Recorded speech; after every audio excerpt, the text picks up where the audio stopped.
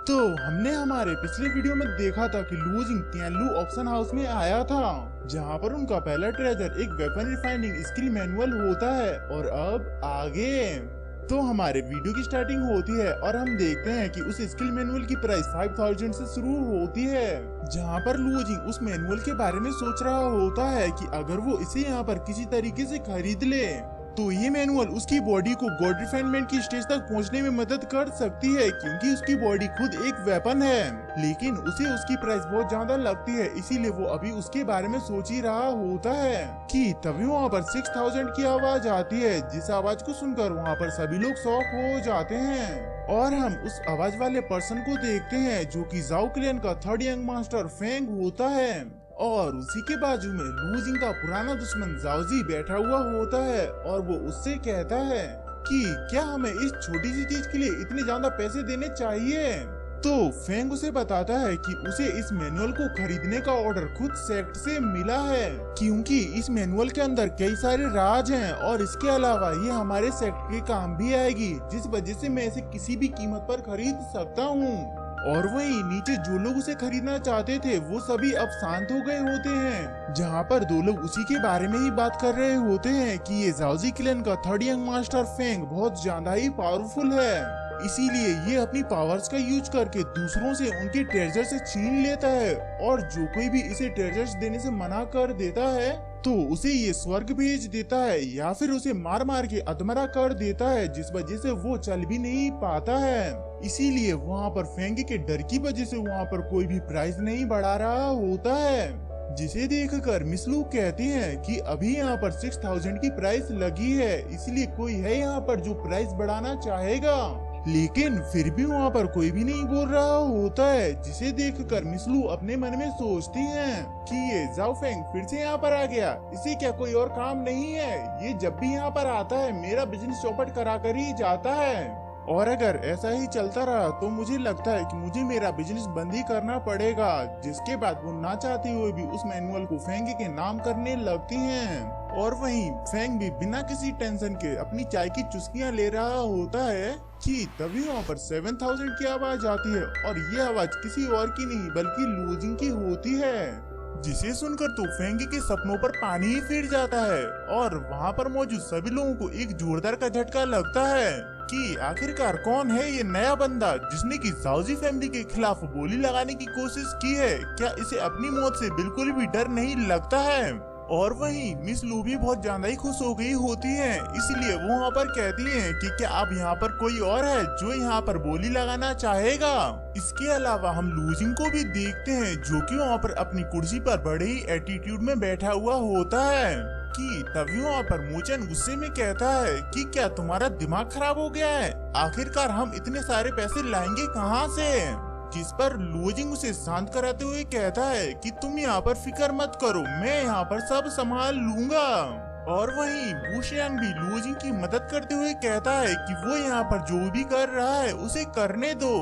जिस पर मोचन उससे कहता है कि आज तुम यहाँ पर कुछ ज्यादा ही बोल रहे हो, इसीलिए अब यहाँ पर जो कुछ भी होगा उसकी भरपाई तुम ही करोगे। जिस पर वुशियांग भी बड़ी एटीट्यूड में कहता है कि तुम यहाँ पर फिक्र मत करो, मेरे कुछ पैसे इन लोगों के ऊपर उधार हैं, इसीलिए तुम्हें यहाँ पर जो कुछ भी चाहिए वो तुम ले सकते हो, और तुम बिल की टेंशन मत करना, उसे मैं पे कर दूंगा। जिसे सुनकर मोचन को शांति मिलती है।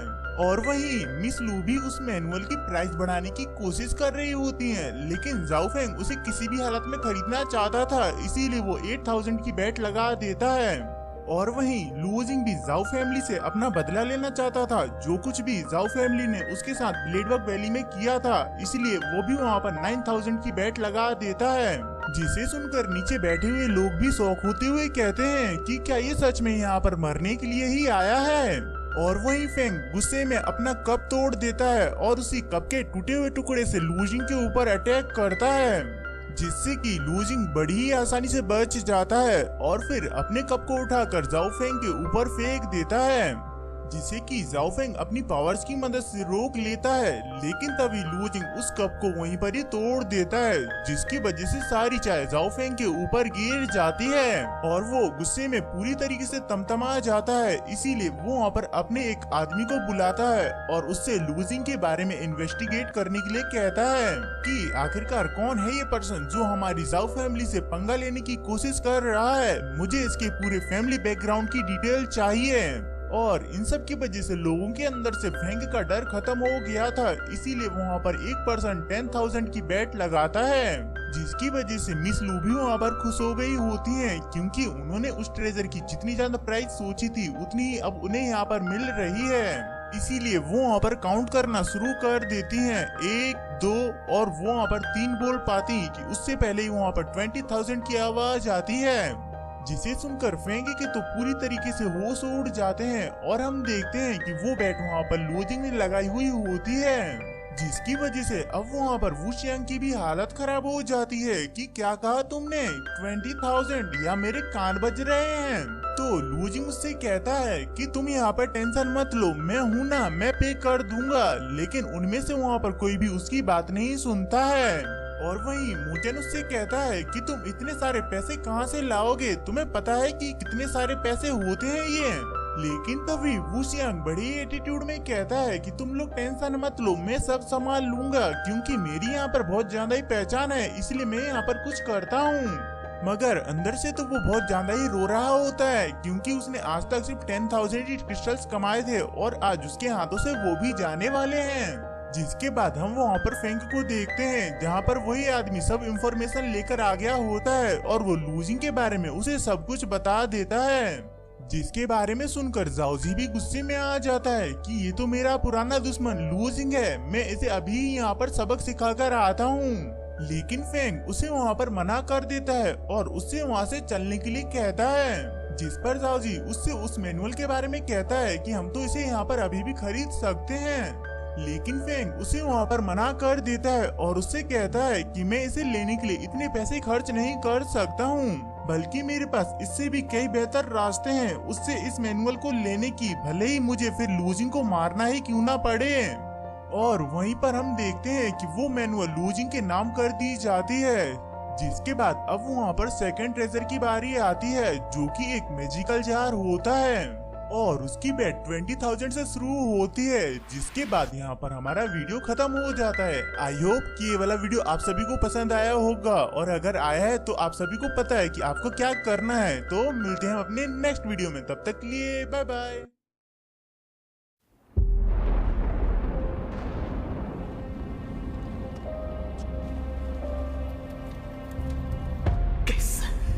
吸收斗气的速度远超之前，却为什么无法凝聚于体内？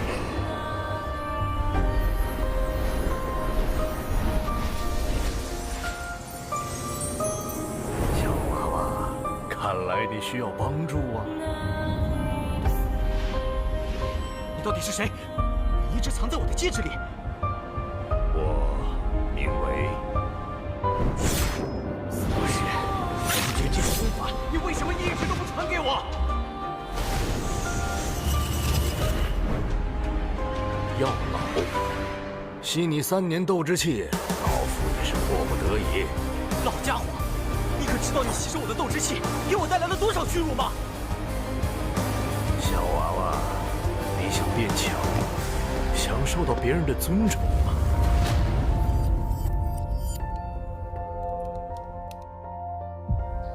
是时候前去迦南学院了，早日找到陨落心眼，也可以早日为你炼制躯体。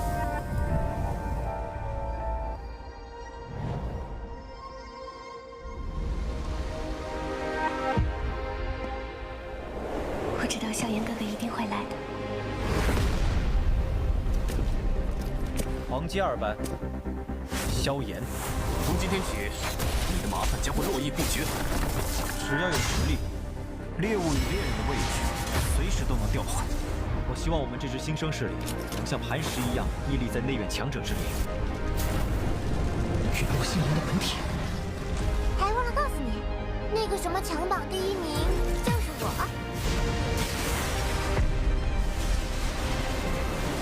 就让本王送你上路了。挑战我，只是萧炎哥哥说想看见我耀眼的一面。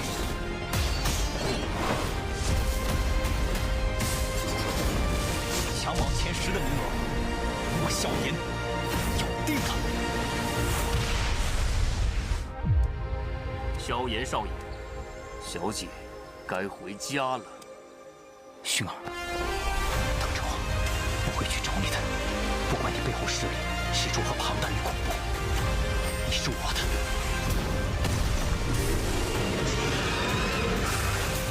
守住，千万不能让火蟒突破，否则整个迦南学院将毁于一旦。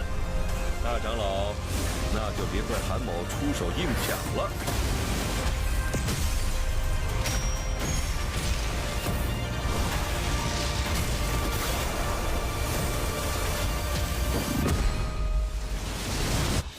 老师，放心吧，清理门户的事情交给我来做。要是你，师兄会让你和老师一起永埋此地。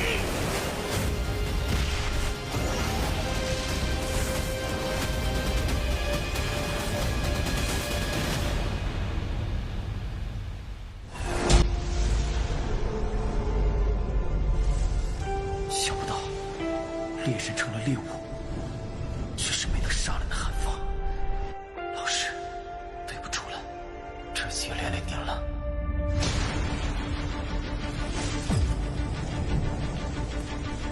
别开了，弱者没有资格拥有的。是这样的话，就乖乖交出火能，否则一会儿你们就只能爬着进内院了。该死的，这到底是什么鬼东西？既然这样，那留你还有何用？若是当年不与那人硬然定上3年之约，恐怕也不会让这个家族亲人失散。薰儿，你要走？一旦被他们锁定了位置，我们俩都会性命堪忧。所有的隐忍，只为了这一天，我已经等待了太久。今天若是你能够安然无恙地走下擂台，萧炎从此不再踏进迦南学院半步。他迟早会发现的。既然如此，就给他一个惊喜吧。今天我不会让你们2人彻底的闭上嘴。就算他还活着，你们之间也绝不可能。